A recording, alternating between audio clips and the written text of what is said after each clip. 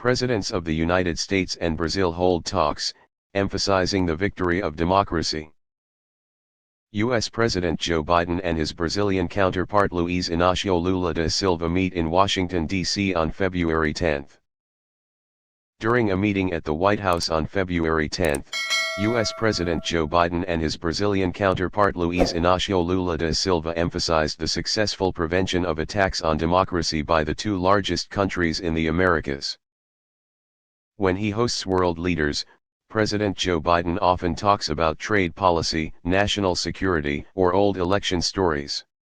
However, in his meeting with the guest from Brazil, for the first time, the president of the White House welcomed a leader with the topic of discussing the riots in the capital Brasilia.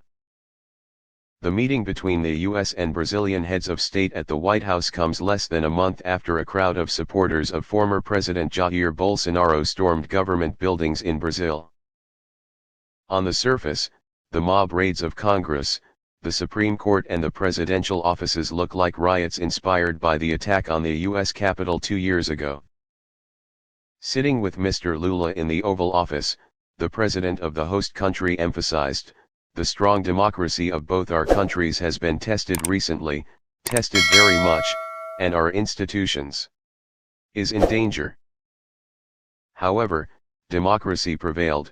The US and Brazil stand together, we oppose political violence, and we value our democratic institutions.